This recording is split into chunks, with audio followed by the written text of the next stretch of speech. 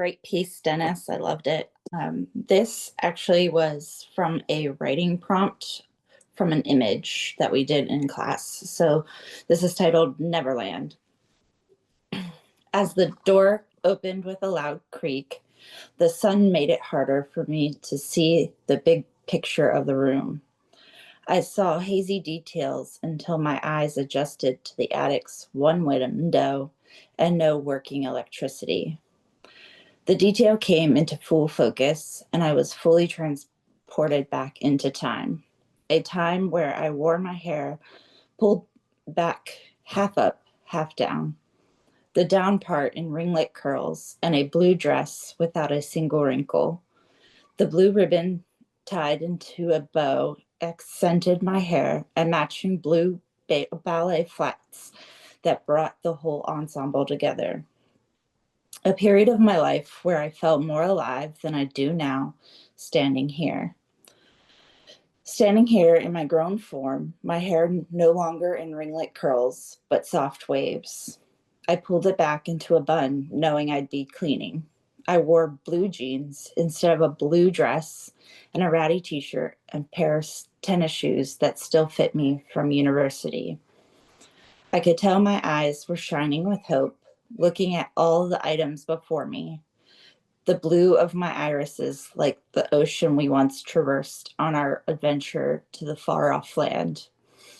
The ship in the center of the attic, drawing me back to the waves we crossed to start the epic adventure we took. The lantern hanging over the ship, pulling me further into the memory, further into time. The lantern we used to trek the forest of the far-off land with all the boys who lived there in tow. Every piece another memory of the time we had with him. Stepping further into the attic, I come close to my head colliding with the abacus my brother used to play with. I had to remember that I was taller than I once was. I had to remember I was an adult. Though I was an adult, I scanned the items, cluttering dusty floorboards, and could find a memory tied to simpler times, where I wasn't standing here, but out with my siblings frolicking or flying. Now we barely communicate with one another. I blame him for all that, for all these memories. I brushed my fingertips over the delicate fabric of the sails on the ship, afraid if I put much pressure on the fabric, it would crumble from age. I looked at my fingers that were covered in a grayish white layer of dust from the sail. Rubbing my thumb over my fingers, I watched dust fall from my fingers like snow. My formative years were spoiled over these adventures. Sometimes I could hear the ticking of that god-awful clock. I felt like I could hear the faint ticking of that clock now, coming somewhere from within the items cluttering this attic.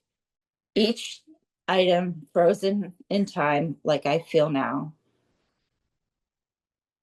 Frozen in this spot, stuck in my life. Life was dull now in comparison to what my childhood had once been.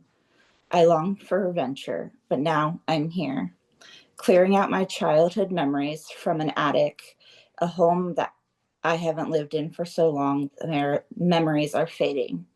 The faint sounds of nannies barking, my siblings running around, the commotion of chasing down his shadow for the first time, memories of adventures that with him that will never fade. I ache for that time in my life. Or maybe it's Peter I yearn for. I miss seeing him.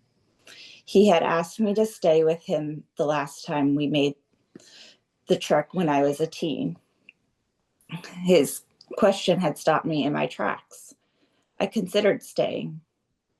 My responsibilities at home outweighed adventures with him.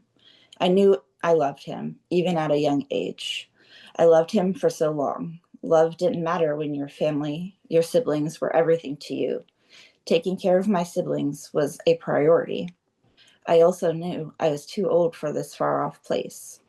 When I told him I couldn't stay, before we left once again. He was visibly upset, and yet he understood. He told me he would come back for me. He never did. I feared the worst when he didn't come for me. I replayed his expression on his face when I said no in my mind. It plagued me most nights. Hurting him was the worst pain I had experienced. I thought of him often and wondered if he had gotten any older like I had. Knowing what I did of the land, he would stay young forever or until he ran out of pixie dust. Looking at all these items collecting dust made me miss him more. What I would get to be in Neverland instead of having reminders of Peter, my first love, staring back at me.